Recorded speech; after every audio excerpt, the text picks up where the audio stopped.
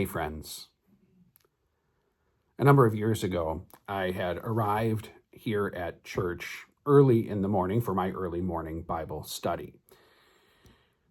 I came back into the office wing because I wanted to grab something out of my office. This is the view as you are looking down the hallway of the office wing. Because it was still early in the morning, it was still dark.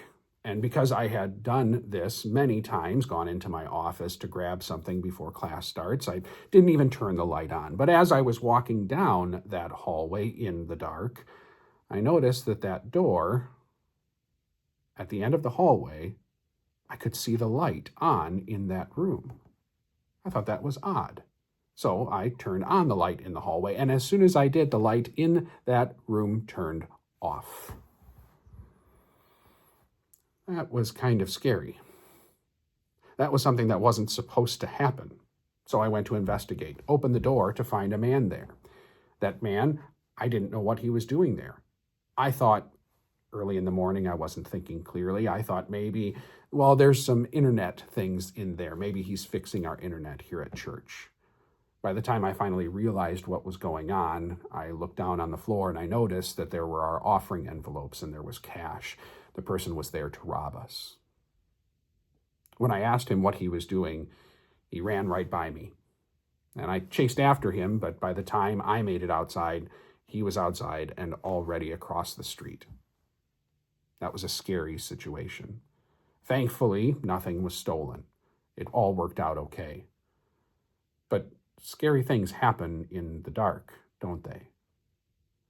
That's why we as Christians try to avoid dark places, not because of the darkness itself, but because of what goes on in the dark, because of the unknown.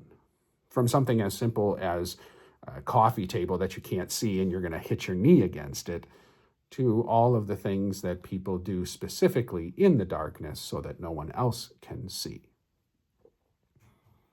In one of the readings this weekend in worship, we hear about darkness and light, but the Apostle Paul, by inspiration of the Holy Spirit, actually takes it up a notch. He doesn't just say that the Ephesian people liked living in the darkness. He said that they were once darkness.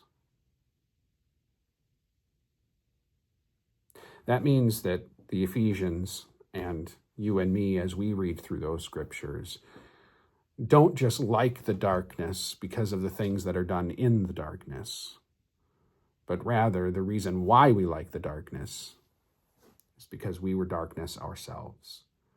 The darkness of sin and unbelief isn't just the stuff that we do, but it is who we are. It's not just something that we can avoid. And unfortunately, it's not something that we can do to get ourselves out of the darkness. If left all alone, we would have been groping around in a dark hallway for all of eternity. But thankfully, we had someone who turned on the light.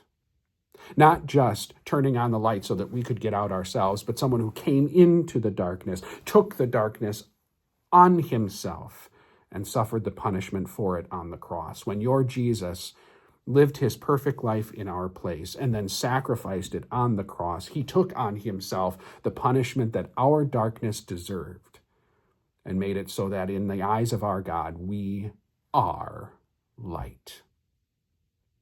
Now that changes the way that we live our lives, because we don't want to seek out the darkness anymore.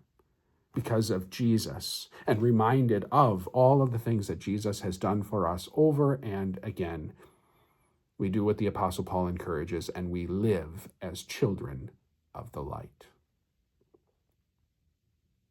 As you look forward today, the rest of this week, and the rest of your life as to how you can serve your God, look for the light.